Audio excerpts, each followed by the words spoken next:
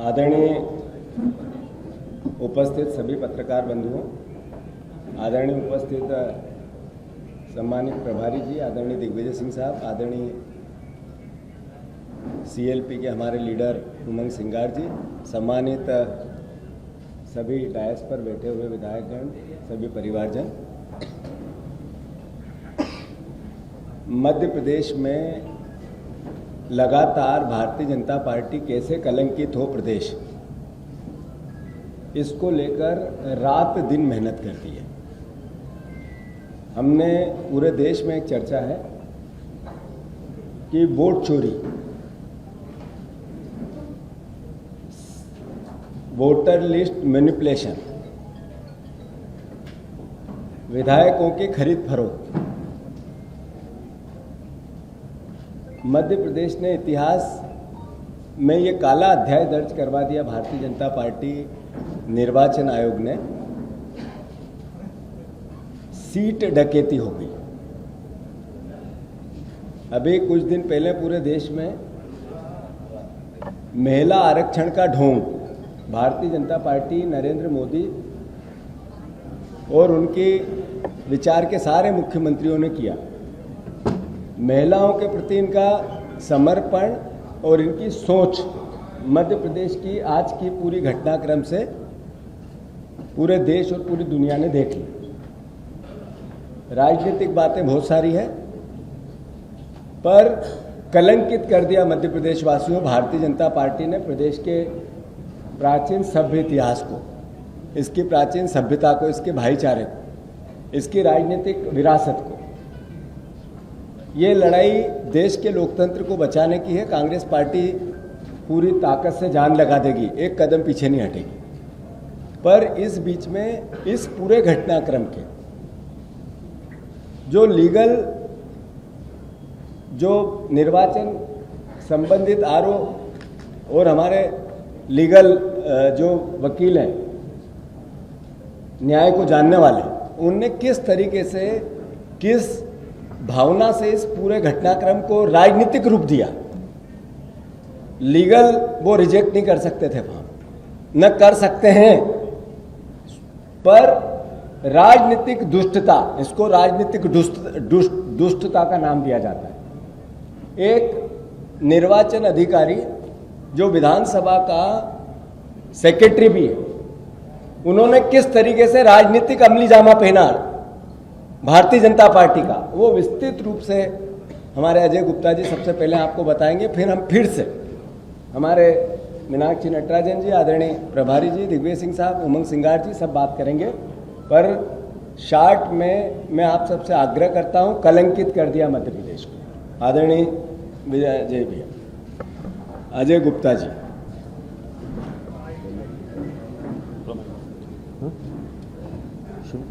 हाँ बिल्कुल। साथियों, ये जो आज ऑर्डर निर्वाचन अधिकारी ने पारित किया है, वो है पूर्णतः अवैधानिक है, असंवैधानिक है। और ये कुछ इस तरह का आदेश है कि जैसे रोड पे चलता हुआ आदमी होता है ना, कि हमने तो थपाड़ा मार दिया, अब जाओ शिकायत करो, जाओ हमारे खिलाफ पुलिस दर्ज करेगी नहीं करेगी, हमने तो अपना काम कर दिया। तो वैसी गुंडागर्दी का आदेश है। ये पूरा आदेश मेरे पास है। उन्होंने सिर्फ एक आधार पर फॉर्म रिजेक्ट किया है, और उनका कहना ये है कि एक हैदराबाद की न्यायालय से सुश्री मीनाक्षी नटराजन जी को एक नोटिस धारा 223 BNSS के अंतर्गत जारी हुआ था, और उसका उन्होंने अपने फॉर्म में और अपने शपथ पत्र में उल्लेख नहीं किया, और इसलिए इसको आपराधिक प्रकरण को छुपाने की संज्ञा देते हुए उन्होंने इस नॉमिनेशन फॉर्म को रिजेक्ट किया। जबकि हमने अपने जवाब में बहुत स्पष्ट तरीके से उनको ये बात लिख के दी थी कि ये जो नोटिस है, ये BNSS की धारा 223 के फर्स्ट प्रोवाइजो के तहत किया गया है, जो प्रोवाइड करता है कि no magistrate shall take cognizance of the offence without giving accused an opportunity of being heard। मैं दावा करता हूँ, भोपाल में नेशनल लॉ इंस्टीट्यूट है, वहाँ के प्रथम वर्ष के छात्र के सामने आप ये प्रावधान रख दीजिए, नोटिस रख दीजिए, अगर 10 में से एक भी अगर ये कह देगा कि आपराधिक प्रकरण की श्रेणी में आता है तो मैं अपनी 32 साल की वकालत छोड़ने को तैयार हूँ। ये बीएनएसएस में ये प्रावधान लाया गया है कि जब भी, जैसे हम पुलिस में जाते हैं, हम अपनी कोई रिटन शिकायत देते हैं, पुलिस उसकी जांच करती है, ऐसे ही अब कोर्ट के तहत ये एक प्रावधान लाया गया है जो पहले धारा 200 दंड प्रक्रिया संहिता में होता था, उसका बीएनएसएस में 223 करके लाया गया है कि कोई भी व्यक्ति अगर निजी परिवाद पेश करेगा कोर्ट में तो कोर्ट बगैर कोई काम किए सबसे पहले जो प्रतिवादी हैं, जो अनावेदक हैं, उनको सूचना पत्र जारी करेगी। ये किसी भी प्रकार से आपराधिक प्रकरण की श्रेणी में ही नहीं आता, ये हमने लिख के दिया, लेकिन रिटर्निंग ऑफिसर साहब ने अपने आदेश में इसका एक लाइन उल्लेख करना उचित नहीं समझा, सिर्फ ऑब्जेक्शन करना ने जो कह दिया, और तो और उन्होंने यहाँ तक लिख दिया कि हमको तो ये समझ में आता है, उनकी भाषा में पढ़ दूँ तो वो ये लिखते हैं कि माननीय न्यायालय ने प्रकरण क्रमांक 100 SR नंबर एक निजी परिवाद के रूप में दायर किया, इस परिवाद का माननीय न्यायालय द्वारा संज्ञान लिया गया। ये कहाँ से, किसने कहा उनसे कि संज्ञान लिया गया?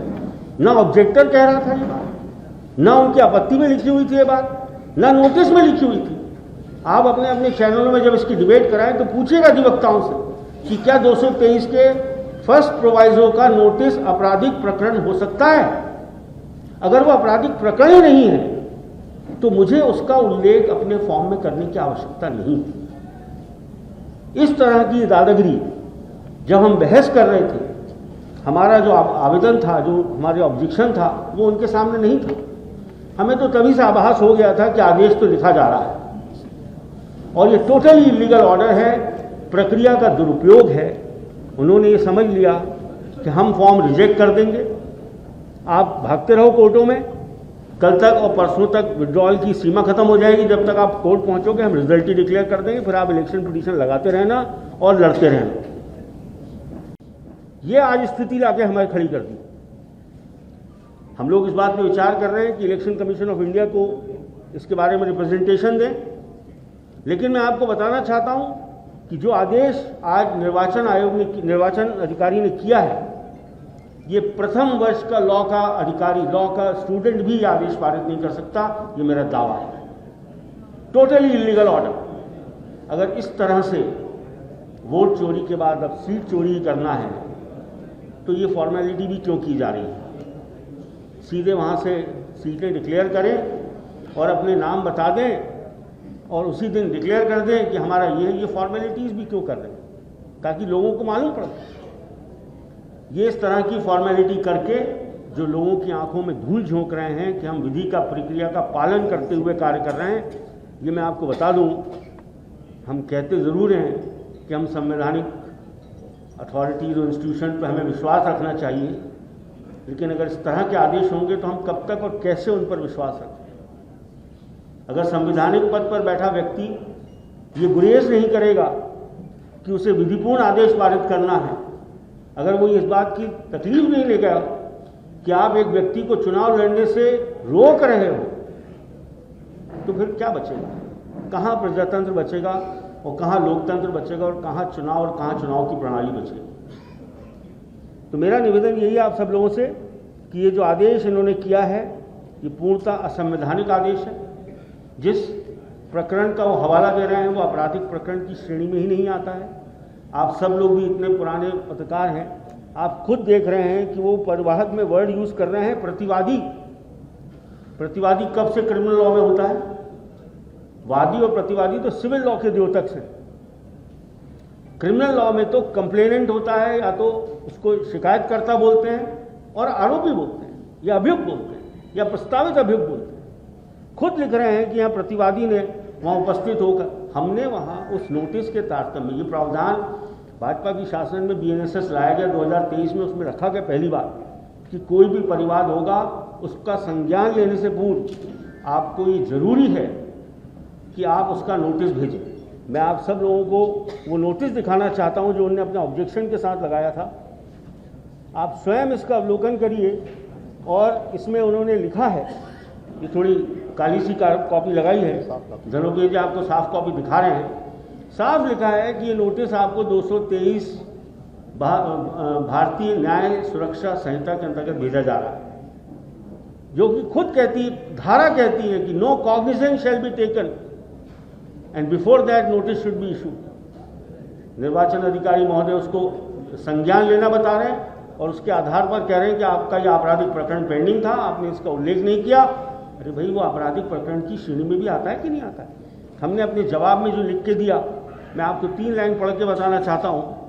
हमने इसमें स्पष्ट लिखा कि जिस निजी परिवार का उल्लेख आपत्ति में किया गया है वह वस्तुतः आपराधिक प्रकरण की परिभाषा में आता ही नहीं, क्योंकि जो नोटिस न्यायालय द्वारा जारी करना बताया है वह भारतीय न्याय सुरक्षा संहिता 2023 की धारा 223 के अंतर्गत संज्ञान पूर्व भेजे जाने वाला नोटिस है।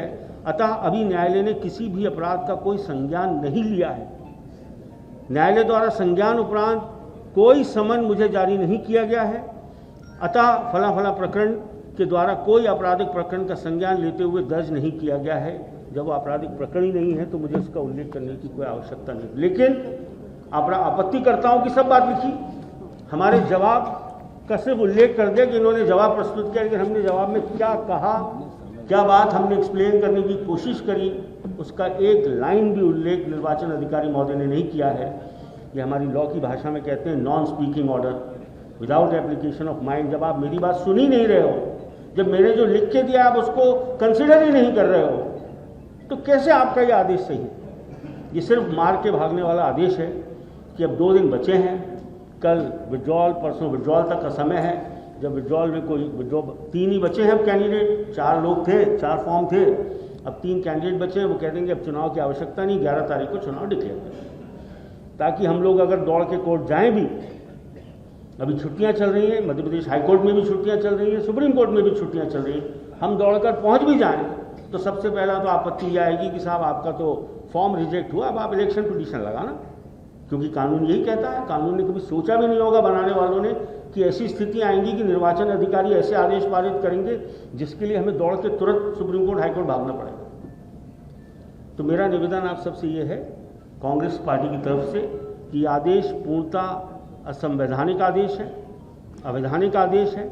ये सीधे सीधे राज्यसभा की सीट चोरी का मामला है और अब ये देखने में आ गया है कि यहाँ प्रजातंत्र की पूर्णतः हत्या हो चुकी है। धन्यवाद। आदरणीय साथियों,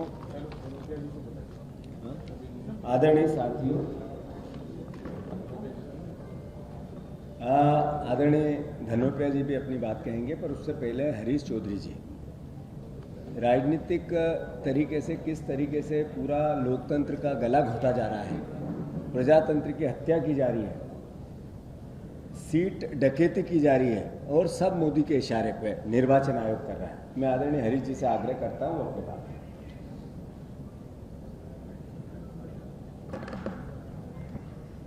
देश में संविधान के अंतर्गत चुनाव आयोग कार्य कर रहा है, चुनाव आयोग का अस्तित्व भी है या नहीं है, आज इस पूरे घटनाक्रम से ये सबसे बड़ा सवाल है। चुनाव आयोग ने निराधार तरीके से जो आज फैसला किया, देश में जितने भी निर्वाचित सांसद है, विधायक है, क्या उन लोगों में से किसी के खिलाफ लीगल नोटिस सर्व हुए या नहीं? कैबिनेट के अंदर, केंद्र कैबिनेट में कितने मंत्री हैं जिनके खिलाफ चुनाव का फॉर्म भरते वक्त लीगल नोटिस था या नहीं? बहुत बड़ी तादाद के अंदर उन सभी के खिलाफ इस तरह के प्रकरण, जिसे हम लीगल नोटिस कहते हैं, वो है। और कानूनी तौर के ऊपर इस फॉर्म में क्या ये प्रावधान है कि लीगल नोटिस का उल्लेख करना? कोई भी फॉर्म अगर देख ले तो लीगल नोटिस का उल्लेख का प्रावधान ही इस फॉर्म में नहीं है। उसके उपरांत चुनाव आयोग क्या कानूनन तौर पर, संवैधानिक तौर पर चुनाव कराकर प्रतिनिधि संसद में भेजना चाहता है या किसी और ताकतों के नियुक्त किए हुए प्रतिनिधि को संसद में भेजना चाहता है। सबसे बड़ा सवाल ये है। संवैधानिक तौर पर चुनाव करवाना, लोकतांत्रिक तौर पर बहुमत के माध्यम से संसद के अंदर प्रतिनिधित्व होना, यह आज इस फैसले के बाद देश में समाप्त हो चुका है। अभी तक चुनाव आयोग वोट चोरी कर रहा था, अब चुनाव आयोग खुद सीट डकैती कर रहा है। क्या देश में इस तरह से गैर संवैधानिक संसद होनी चाहिए या नहीं होनी चाहिए? गैर कानूनन संसद होना चाहिए या नहीं होना चाहिए? सबसे बड़ा सवाल यह है, जैसे अंग्रेजों के सामने कांग्रेस के कार्यकर्ताओं ने लड़ाई लड़ी, देश ने लड़ाई लड़ी, अब समय आ चुका है देश ये लड़ाई लड़ेगा, कांग्रेस का प्रत्येक कार्यकर्ता ये लड़ाई लड़ेगा। किसी भी आधार पर कानूनन तौर के ऊपर, जब उन लोगों को पता था कि विधायक हर तरह का कृत्य करने की कोशिश भारतीय जनता पार्टी ने करी, विधायकों का बहुमत वो हासिल नहीं कर पाए, उनके पास और कोई दूसरा विकल्प नहीं था। ये देश अच्छी तरह से जानता है, ये मीनाक्षी नटराजन जी की लड़ाई नहीं है, ये लड़ाई देश बचाने की। जो भी विचार व्यक्ति इस देश को बचाने के लिए आगे आएगा तो इतिहास के अंदर उसको देश बचाने वालों में गिना जाएगा। आज हर तरह की संस्था, संवैधानिक संस्था को चरमराते हुए जब देख लेते, आज चुनाव आयोग जैसी संस्था का अस्तित्व समाप्त हो। देश में चुनाव आयोग है या नहीं है, इस तरह का फैसला ये दिखलाता है कि देश में कोई भी चुनाव आयोग जैसी संस्था नहीं। किसी ने कल्पना करी आजाद भारत के अंदर कि जो चुनाव आयोग के मार्फत से संवैधानिक तौर पर और कानूनन तौर पर चुनाव होगा, उसको इस तरह से संविधान को और कानून को रोंदा जाएगा। आज का दिन देश के इतिहास के अंदर संवैधानिक तौर पर, कानूनन तौर के ऊपर काला दिन के तौर पर होगा।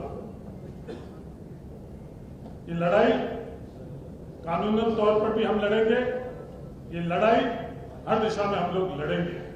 भारत जीतेगा, संविधान जीतेगा, लोकतंत्र जीतेगा। धन्यवाद।